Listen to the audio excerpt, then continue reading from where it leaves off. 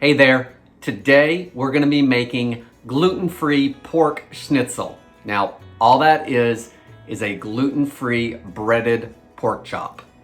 And I'm just gonna use some basic gluten-free breadcrumbs. This recipe is gonna come out tender, juicy, and crispy. I'm Jamie with SavorySaver. I share gluten-free recipes, tips, tricks, and resources to make your gluten-free lifestyle easier. So please consider hitting that subscribe button and let's get started. So to get started on this recipe, it is an easy recipe, but with breading, you guys know that breading is a process. So it's gonna be a couple steps. So just give yourself some extra time the first time you make this, and after you make it once or twice, you will definitely get faster at it. So to start, I have got 1 pound of boneless pork loin chops, and these are probably an inch or so, they're probably 2 inches thick or so. But if you have the thin ones, those are gonna be perfect for this recipe because part of your work is already done. So the first thing I wanna do is I wanna cut these in half. So I'm gonna go through with my knife this way. So let's put this pork chop off to the side. And all you wanna do is get about the halfway point, put your hand flat on the top of it so you don't cut yourself, and then slowly cut through the pork chop. Trying to keep it as close to the halfway point as you can. Does not have to be exact, and I'm sure mine will not be.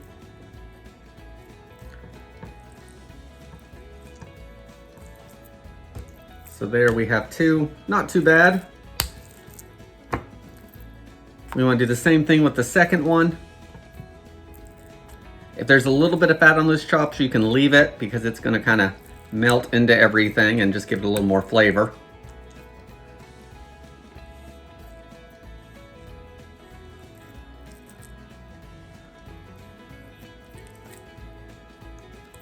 You can see there that I decided to not go halfway in.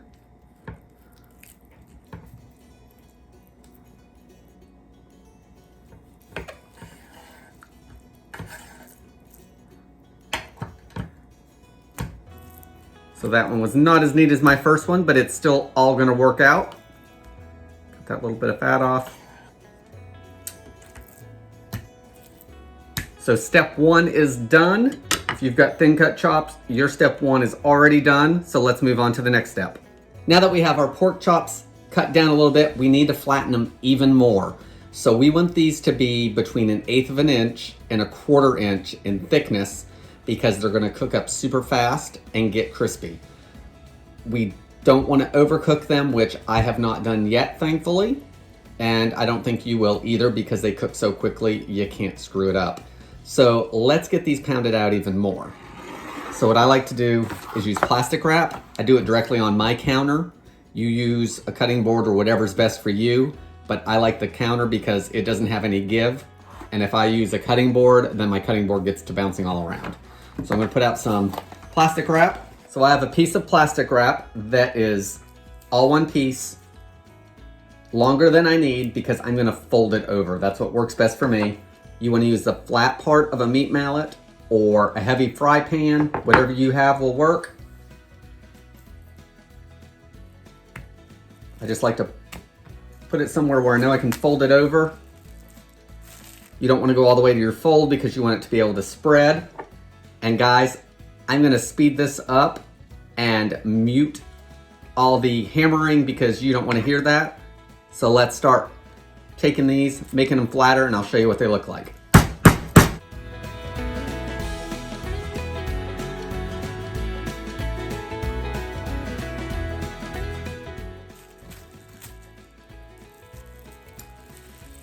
Check it after you do it, maybe flip it over, fold it back over a little bit more.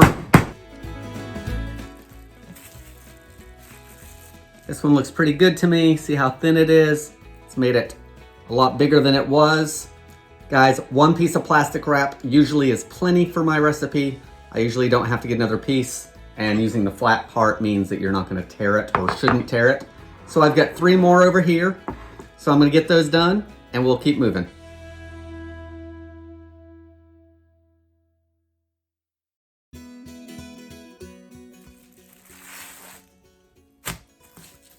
So here's our last pork chop that needed to be pounded out.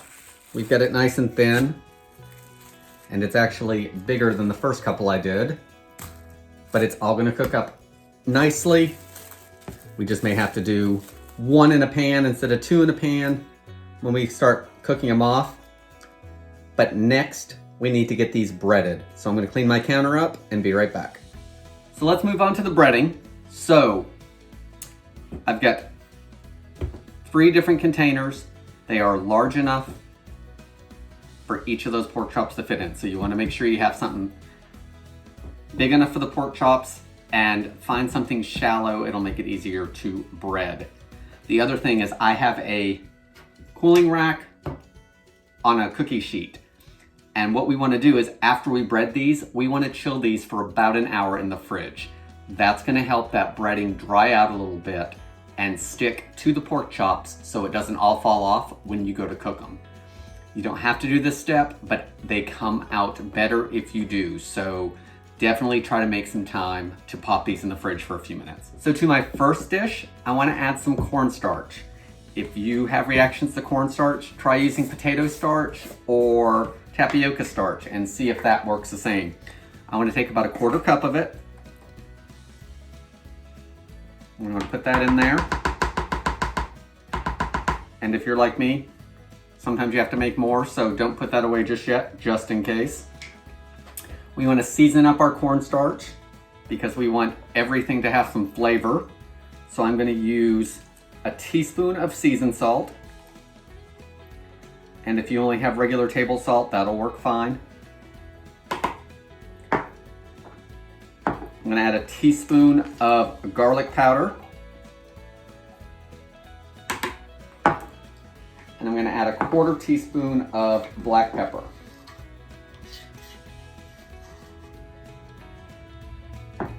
And if any of these ingredients sound like a lot, then just dial them back if you need to. So let's give that a good mix. Remember, all of this seasoning is not going to end up on the pork chops.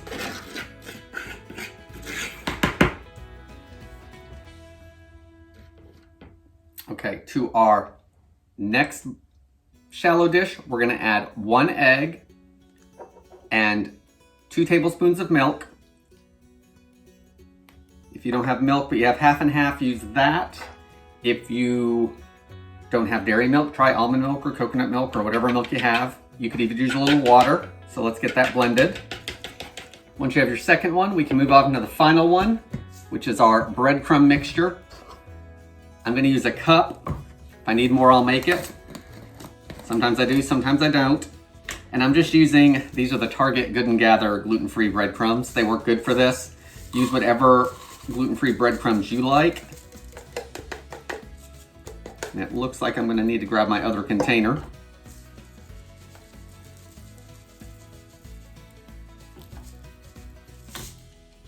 So there's a cup of breadcrumbs. We want to season our breadcrumbs a little bit, so we're going to use some paprika.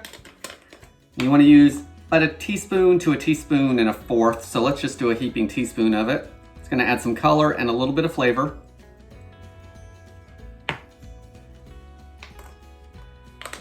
And if you wanted, you could add some to the flour as well. That's up to you. Let's give that a mix. Now that everything's ready to go with our breading station, we need to bread these pork chops. So we're going to go from our seasoned cornstarch, then to our egg, then to our breadcrumbs, and then over here to the tray so they can start drying out and that breading can all adhere to it. I will say the one thing I like about cornstarch is that it can get on there pretty heavy, but use your dry hand and spread it out and it will coat wonderfully. I actually think it does better than regular flour when I used to bread with that. So let's get these breaded and get them onto the sheet.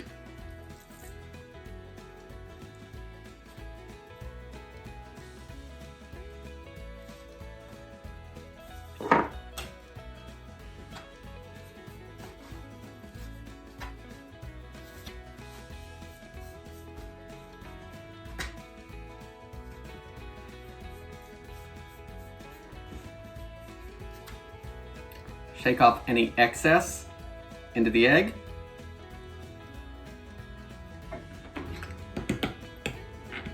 Make sure you press it down in there so it's getting coated. Give it a flip.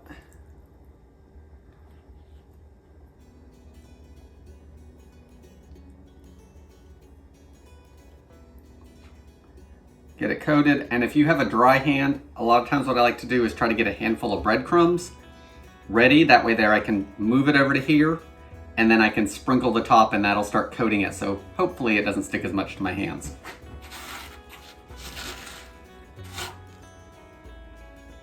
So again, let the excess drip off, and then as flat as you can get it into the breadcrumbs, which that was not very good at all.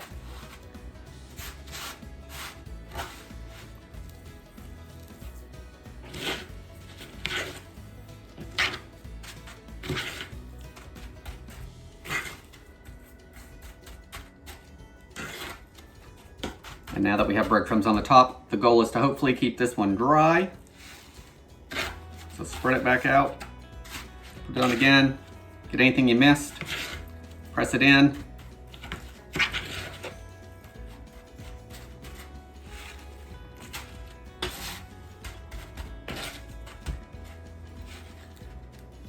Everything looks good on this one, so now we'll move it over.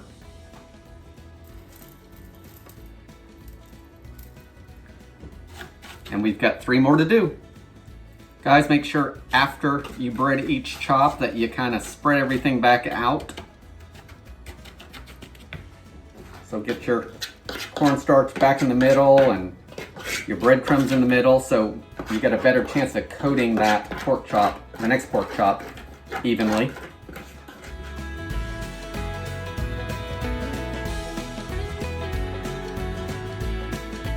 All right, here's our last pork chop going over to our pan, and everything looks nicely coated, and if it isn't, a lot of times I'll just take a little bit of the excess and sprinkle it on.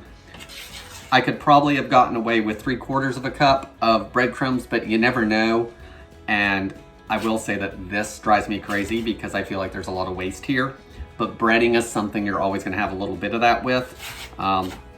Just that with gluten-free breadcrumbs being so expensive, I wish you could get an exact, but you just can't. So mess with the recipe a little bit. If you've got smaller chops, you may be able to get away with 3/4 of a cup and cut back that paprika a little bit. So everything's coated. So I'm gonna put these in the fridge for an hour, and then we'll get cooking. And while these are resting, go ahead and get your stuff cleaned up. Get another pan with a wire rack ready, because we're gonna have to cook these in batches and we want them to stay crispy. And we're gonna do that by putting them in the oven as low as it'll go. So we'll be right back in just a second. So our pork chops have been chilled, and I've got another cookie sheet with a cooling grid in it. I'm gonna pop that in the oven and turn my oven on to about 200 degrees, anywhere between 150, 225, somewhere in there. We just wanna keep everything warm as we cook it. So however low your temperature goes in your oven, pop it in there, let it start warming up. Now let's start cooking our pork. So here are our pork chops that have chilled, and you want to cook these 1 or 2 at a time, depending on how much will fit in your pan, because we want to do single layer. So be okay with cooking in batches. The oven will keep it warm and crispy, so we don't have to worry about it getting soggy. So let's put these over here. Now you want to heat up some oil, and I'm using a relatively deep skillet, so hopefully I can keep my cleanup to a minimum. So you want to use about 3 tablespoons of oil. I'm using olive oil, canola, or vegetable oil would also work. Don't skimp on the oil. We want enough so it fries, and we're hoping to not have to add a whole lot of oil as we cook them, but add oil as you need it. So I want to add about 3 tablespoons. I'm going to turn our burner on to medium high and let that heat. And once it's heated, we can start cooking our pork. Looks like our oil is heated. It's all running around the pan, so let's get some chops in here. I'm gonna try to take 2 of the smaller ones because I think my largest one is gonna have to go on its own. So let's see if I can get 2 in here. Very little bit of the breading is falling off, which is nice. That's what we want. Get a nice sizzle starting.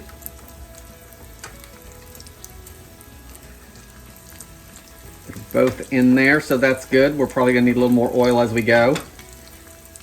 Once you put these in the pan, leave your heat at medium high, and you wanna cook for 3 to 4 minutes, and that should be all it takes. You want it to be golden and crispy. 3 to 4 minutes either side, pop them in the oven and move to your next batch and keep repeating until you're done. Remember, these are gonna cook a little faster or a little slower depending on how thin they are, so keep an eye on them. Let's see what this one looks like. That one looks good, so we're gonna flip it over. Another anywhere from 2 to 4 minutes. Look at this one. That one's nice. If you think everything's getting too dark, cut back your heat a little bit. You can also add more oil if you need to.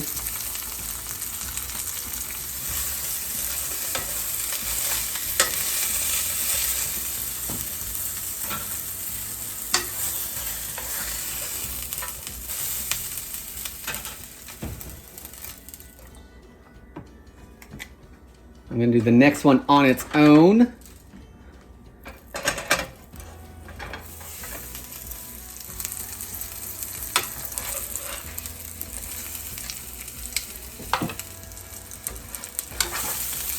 Okay, y'all, this is our last pork cutlet. I think we've got our schnitzel ready to go. So let's get this off the heat and get it on a plate to give it a try. So guys, here is our gluten-free pork schnitzel, all done, nice and crispy. Let's see if you can hear this.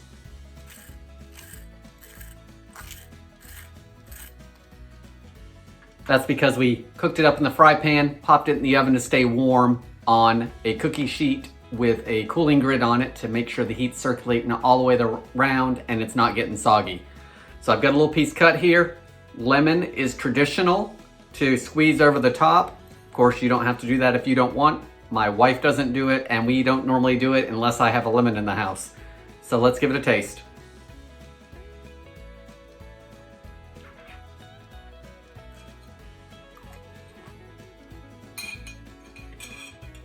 That is one of the best pork chops I've ever had.